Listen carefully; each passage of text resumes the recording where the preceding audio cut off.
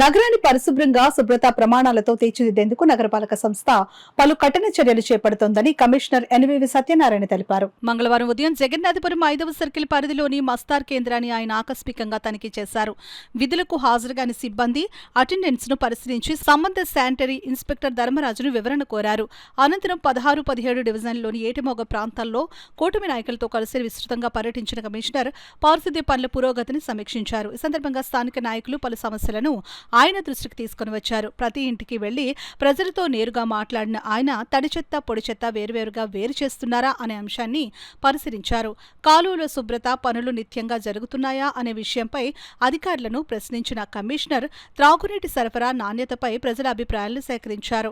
నీటి నాణ్యతకు సంబంధించిన ప్రాథమిక పరీక్షలపై ప్రజల అవగాహన పెంపొందించాల్సిన అవసరం ఉందని సూచించారు.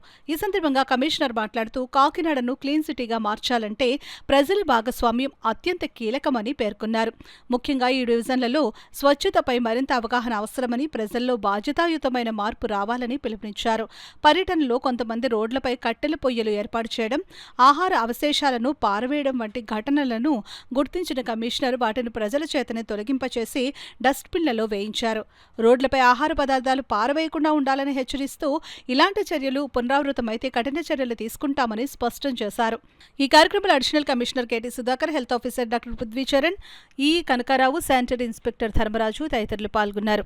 Door to door garbage collection అయింది లేదా ఈ 5 పాయింట్స్ వాళ్ళు చేసి ఒక గూగుల్ షీట్ పెట్టండి సార్.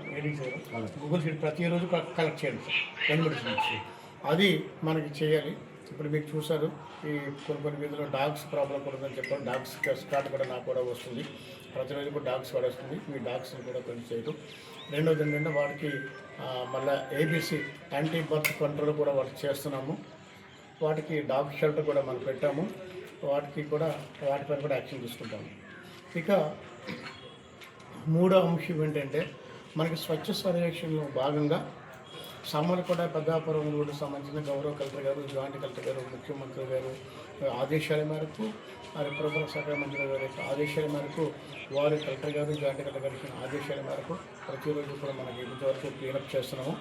అక్కడ కూడా ప్రతి శనివారము మా మున్సిపల్ సిబ్బందితో పాటు పంచాయతీ వాళ్ళని కూడా కలుపుకొని ప్రతి శనివారం ఆ రోడ్డు వెంట కూడా మనం ఈ స్వచ్ఛ సర్వేక్షణలో భాగంగా ప్రతిరోజు ప్రతి మంత్లో ఒక శనివారం అదంతా కూడా శానిటేషన్ క్లీనింగ్ పెట్టమని చెప్పాము.